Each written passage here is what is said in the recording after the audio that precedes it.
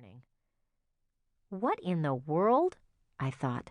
Does this girl think she's Jackie Kennedy?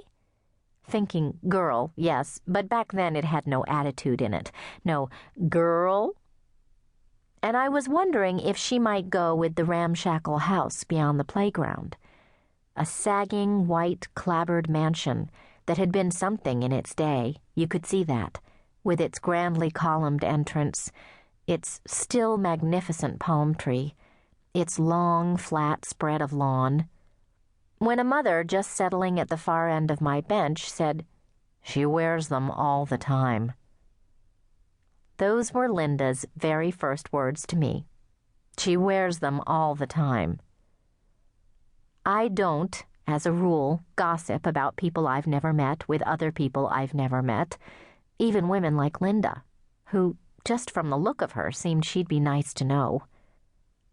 She was blonde and fit and, well, just Linda, even then wearing a red Stanford baseball cap, big white letters across the front, and the longest, thickest blonde braid sticking out the back, when girls didn't wear baseball caps either, or concerned themselves with being fit rather than just plain thin. "You were staring," Linda said. "That's Linda for you. She's nothing if not frank." "Oh," I said, still stuck on that baseball cap of hers, thinking even Gidget never wore a baseball cap, not the Sandra Dee movie version or the Sally Field TV one. "I don't mean to criticize," she said. "Everyone does." "Criticize?" "Stare at her." Linda shifted slightly, and I saw then that she was pregnant, though just barely. "You're new to the neighborhood?" she asked. "No, I adjusted my cat's eye glasses, a nervous habit my mom had forever tried to break me of. "My husband and I might be moving here after he finishes school. He has a job offer, and they showed us that little house there." I indicated the house just across Center Drive from the old mansion. "The split level with the pink shutters?" "Oh," Linda said. "I thought it just sold like yesterday. I didn't know you'd moved in." "It's not sold yet, and we haven't. We won't move here until the spring." "Oh," she looked a bit confused. "Well, you are going to paint the shutters, aren't you?" As I said, Linda is nothing if not frank. That was the first Wednesday, September 6th, 1967. When I tell people that I first came to the Bay Area at the end of that summer, that's when the Wednesday sisters first met, they inevitably get this look in their eyes that says bell-bottoms and flower power, war protests and race riots, LSD. Even to me, it seems a little improbable in retrospect that I never saw a joint back then, never flashed anyone a peace sign. But I had a 3-year-old daughter and a baby son already. I had a husband who'd passed the draft age, who would have a PhD and a full-time job within months. I'd already settled into the life I'd been raised to settle into. Dependable daughter, good wife, attentive mother, all the Wednesday sisters had. We spent the summer of love changing diapers, going to the grocery store, baking tuna casseroles, and knitting sweater vests. Yes, sweater vests, and watching Walter Cronkite from the safety of our family rooms. I watched the local news, too, though that was more about following the Cubs. They'd just lost to the Dodgers, ending a 3-game winning streak. Not much, 3 games, but then they are the Cubs, and were even that year, despite Fergie Jenkins throwing 236 strikeouts and Ron Santo hitting 31 out of the park. Anyway, I was sitting there watching Maggie on the slide, about to call to her to clear away from the bottom when she did it on her own, and I was just a bit intimidated by this blonde I didn't know yet was Linda. And that occurred to me, that I didn't know her name. "I'm Frankie O'Mara," I said, forgetting that I'd decided to be Mary, or at least Mary Frances, or Fran, in this new life. I tried to back up and say Mary Frances O'Mara. It was the way I liked to imagine my name on the cover of a novel someday. Not that I would have admitted to dreams beyond marriage and motherhood back then. But Linda was already all over Frankie. Frankie? A man's name. And you all curvy and feminine. I wish I had curves like you do. I'm pretty much just straight up and down.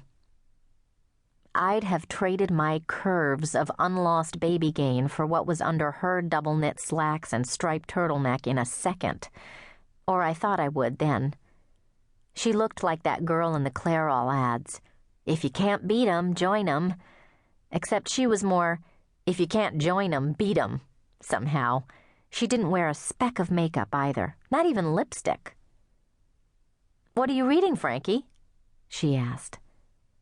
In fairness, I should explain here that Linda remembers that first morning differently. She swears her first words were, "What's that you're reading?" And it was only when I didn't answer, too busy staring at Brett to hear her, she says, that she said, "She wears them all the time." She swears what brought us together was the book in my hand. That's how she and Kath met, too. They got to talking about In Cold Blood at a party while everyone was still slogging through the usual blather about the lovely Palo Alto weather and how lucky they were that their husbands were doing their residencies here. I held up the cover of my book, Agatha Christie's latest Poirot novel, The Third Girl, for Linda to see. She blinked blonde lashes over eyes that had a little of every color in them, like the blue and green and yellow of broken glass, all mixed together in the recycling bin. "A mystery?" she said. "Oh."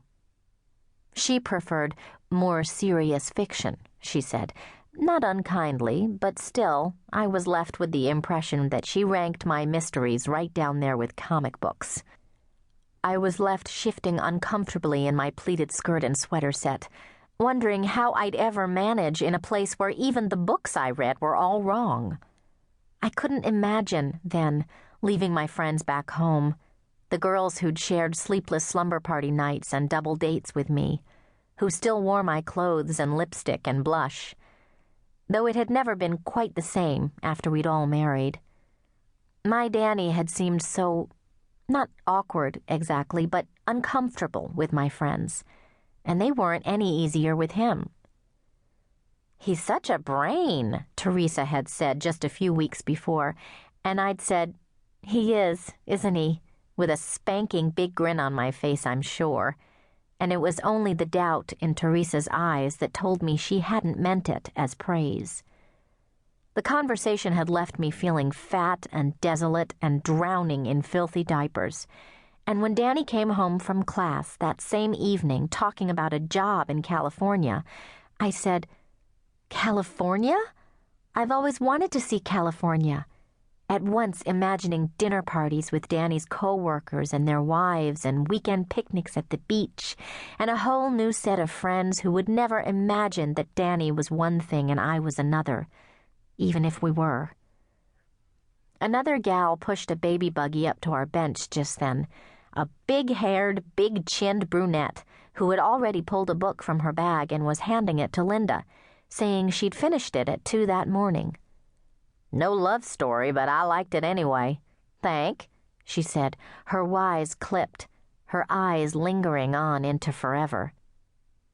Mississippi, I thought, though that was probably because of the book, To Kill a Mockingbird. Linda, polite as anything, was introducing us, saying, "Kath, this is Frankie," frowning then, clearly drawing a blank on my last name. "Mary Frances O'Mara," I said, remembering this time, Mary Frances or Fran. "Frankie's moving into that cute little house with the awful pink shutters," Linda said. "Linda," Kath said. "In the spring, right?" Linda said. "Maybe not that house," I said. "Oh, right, she hasn't bought it yet, but when she does, she's going to paint the shutters." "Linda!" Kath blinked heavily darkened lashes straight at her friend's lack of manners. Then to me, You can see why she